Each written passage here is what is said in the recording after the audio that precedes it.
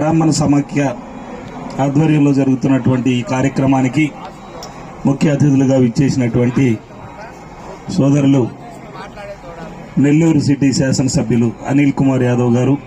కాబోయే ఎంపీ, మరియు సోదరులు ప్రభుత్వ విప్ రామకృష్ణారెడ్డి గారు, బ్రాహ్మణ సమాఖ్య అధ్యక్షులు, కార్పొరేషన్ అధ్యక్షులు మరియు మిగిలిన ప్రముఖులందరికీ కూడా, ఇక్కడికి విచ్చేసినటువంటి వారందరికీ కూడా నా హృదయపూర్వకమైనటువంటి నమస్కారాలు. మన ప్రభుత్వం వచ్చిన తర్వాత పేదల బడుగిన వర్గాలకి కాకుండా కులాల తరఫున అందరికీ కూడా ఒక కమ్యూనిటీ హాల్ ఉండాలి. ఈ యుగంలో అందరూ కూడా వివాహాలు కానీ వేరే కార్యక్రమాలు చేసుకునేదానికి అత్యధికమైనటువంటి ఖర్చును కూడా వెచ్చించాల్సినటువంటి పరిస్థితులు ఉన్నాయి. కాబట్టి వారందరినీ దృష్టిలో పెట్టుకొని పేదలైనటువంటి అందరికీ కూడా ఉపయోగపడే విధంగా స్థలాలను కేటాయించడం జరిగింది. ఇప్పుడు అదృష్టవశాత్తు మనం ఎప్పటి నుంచో కృషి చేస్తున్నటువంటి ఈ హైవే రోడ్లు రావడం వల్ల ఈ ఇచ్చినటువంటి స్థలాలకి ఎంతో రేటు పెరగడం వల్ల విలువైన ఆస్తిగా ఉంది అని చెప్పేసి అనేదానికి చెప్పుకునేదానికి సంతోషిస్తా ఉన్నాను. అందరూ కూడా ఈ ప్రతి కులానికి కేటాయించినటువంటి స్థలాల్లో వారి కళ్యాణ మండపాలు కట్టుకుంటే అందరికీ ఉపయోగకరంగా ఉంటుంది అని చెప్పేసి రాబోయే రోజుల్లో కూడా మరలా మనం వాటిని అభివృద్ధి చేసుకోవడానికి అవకాశం ఉంది అని చెప్పేసి చెప్పుకుంటూ ఇక్కడికి వచ్చేసినటువంటి వారందరికీ, ఈ కార్యక్రమానికి ఆహ్వానించినటువంటి బ్రాహ్మణ సమాఖ్య సభ్యులందరికీ కూడా నా హృదయపూర్వకమైనటువంటి నమస్కారాలు తెలియజేస్తూ సెలవు తీసుకుంటా ఉన్నాను. ఈనాటి కళ్యాణ మండప ప్రారంభోత్సవ కార్యక్రమం గాయత్రి అమ్మవారి టెంపుల్ యొక్క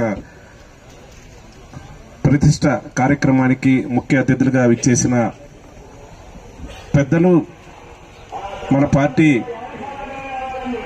పార్లమెంట్ అభ్యర్థి అనిల్ అన్న గారికి, అలాగే ఈ కార్యక్రమానికి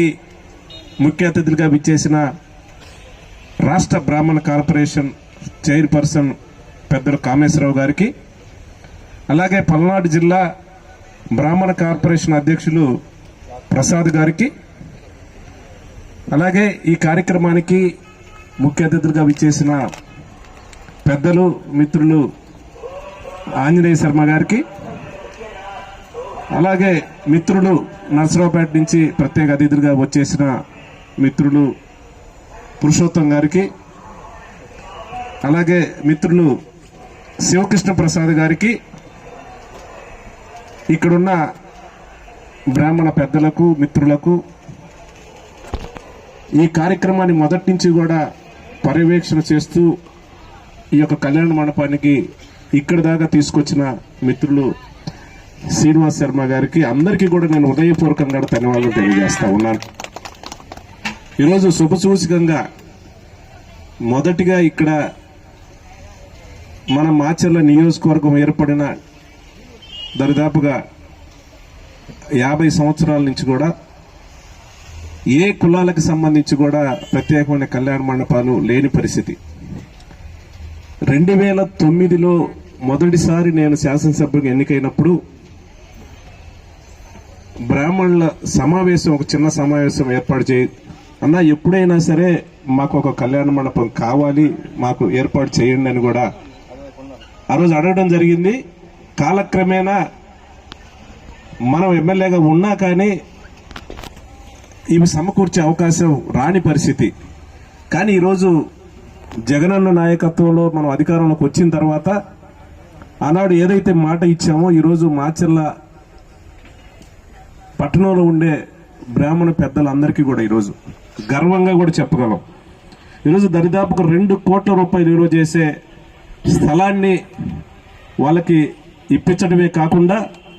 ఈ కళ్యాణ మండపానికి ఈరోజు మనం 40 లక్షల రూపాయలతో 40 లక్షల రూపాయలు కూడా మనం ఏర్పాటు చేయడం జరిగింది. జగనన్న ఆదేశాల మేరకు ఈరోజు చూస్తూ ఉంటే ప్రత్యేకంగా మన నియోజకవర్గంలో బ్రాహ్మణులకి ఒక ప్రత్యేకమైన గౌరవ మర్యాదలు ఉండే విధంగా 40 లక్షలు ఈరోజు కళ్యాణ మండపానికి ఇవ్వటం మన కుటుంబాలకి, ఎందుకంటే ఎండోమెంట్ కింద ఉన్న దానికి సరిపడా వాళ్ళకి మెయింటెనెన్స్ లేని కారణంగా ఇంకొక 17 మంది బ్రాహ్మణులకు కూడా వాళ్ళకు కూడా ముఖ్యమంత్రి గారితో చెప్పేసి ఇంకో నెలకి 10,000 రూపాయలు ఇచ్చే కార్యక్రమం చేశాం. ఇవి కాకుండా మాచర్ల ఉండే బ్రాహ్మణ పెద్దలందరినీ కోరుతా ఉన్నాను, మీ ఆశీస్సులతోటి రికార్డు మెజార్టీ తోటి రేపు పార్లమెంట్ అభ్యర్థిగా అనిల్ అన్నని మనం